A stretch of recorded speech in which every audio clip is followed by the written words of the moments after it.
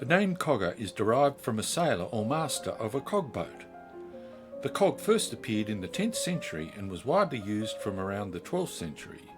These vessels were fitted with a single mast and a square-rigged single sail. They were mostly associated with sea-going trade in the northwestern medieval Europe, especially the Hanseatic League. Their flat bottoms made the ship suitable for use in shallow water, as they could be loaded and unloaded in coastal areas without a key. The most famous cog in existence today is the Bremen cog.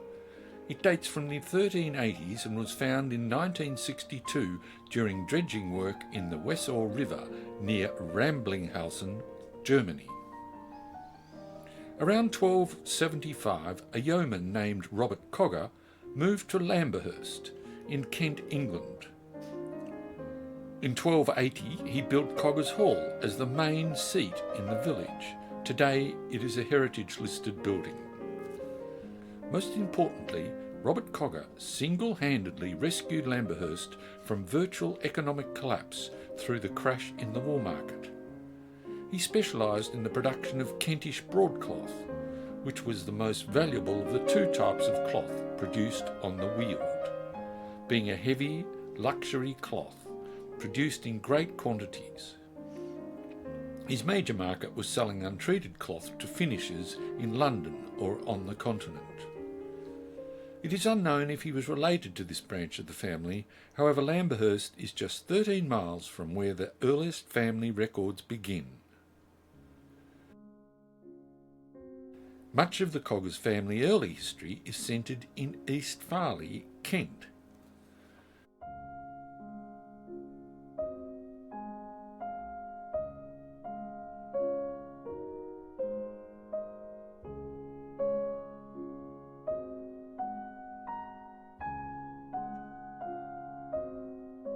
King Henry VIII's Lord High Chancellor, Sir Thomas More's daughter Margaret, and husband William Roper owned a house here called Gallant's Manor.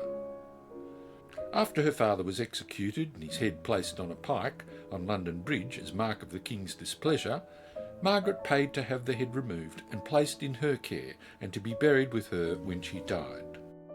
William Wilberforce, the abolitionist, and his wife Barbara frequently stayed with their son Robert in the old rectory in East Farleigh. On the 20th of February 1704, Edward Cogger married Frances Grant at East Farleigh. He was 34 at the time and only lived another 15 years. Frances survived the marriage by a mere 7 years. Edward and Frances had a son, Edwardy Cogger, who married Mary Knight in 1727 in Shorne, Kent. In April 1738, Edvardus Cogger was born to Edwardy and Mary in Shorne. Over 3 generations, the name Edward was continued with Edward, Edwardy and Edvardus. At the time, clergymen used Latin in the parish registers, hence the 2 variations on Edward. Edvardus went on to become a weaver in Spitalfields, London. Edvardus married Mary in 1772. Thomas, their 3rd child, was born in Spitalfields, London, and he was baptised at Christ Church, Spitalfields. Edvardus and Mary moved south of the Thames in 1778 to Borough High Street, Southwark, where they were merchants in coal mining and quarrying equipment. Mary also ran an egg business. In 1795, at the age of 23, Thomas married Elizabeth Oliver at St Clement's Danes, a beautiful wren church on the Strand, close to Fleet Street, and the couple had 7 children from 1796 to 1813. In 1815, Thomas purchased the patent for a printing press from the daughter of Augustus Frederick de Heine, a German inventor. It was named the Cogger Printing Press, of which there are 3 still in existence. One at the London Science Museum, another at Gothenburg Museum, and a press that is still in use today by a printmaker in Malchelsea, Maidstone, Kent, which is only 5 kilometres from East Farley.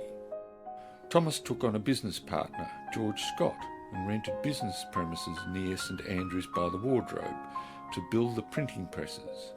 Also in that year he was awarded the Freedom of the City as a blacksmith engineer. In 1816, at the age of 44, Thomas fathered a child to young Eleanor Harper, just 20 years old. On the christening document, Eleanor is recorded as Eleanor Cogger, although they did not marry for another 9 years. Later that same year, his last child from the previous marriage was baptised. At the time, Thomas was working as an engineer and living in Lambeth. The family moved to a place near Thomas's business in St Andrews by the Wardrobe at 3 Essex Street, now Temple Lane, Whitefriars, close to Fleet Street. Thomas parted way with Scott in 1820, who then lodged a bill of complaint against Thomas, asserting that he did not provide fuel and candles for Scott's premises from the partnership monies as agreed. In response, Thomas told the judge that Scott had become drunken and unreliable, and despite several requests, he had failed to improve. Thomas was listed as a glass cutter and seller in Haymarket in the 1822 London Directory. Haymarket intersects with Pall Mall, where he was living at the time. This is the former address of Augustus de Haine, from whom he bought the printing press patent. Another 3 children were born to Thomas and Eleanor before finally they married in August of 1825 at St Mary at Lambeth. On their marriage certificate, Thomas is recorded as a widower.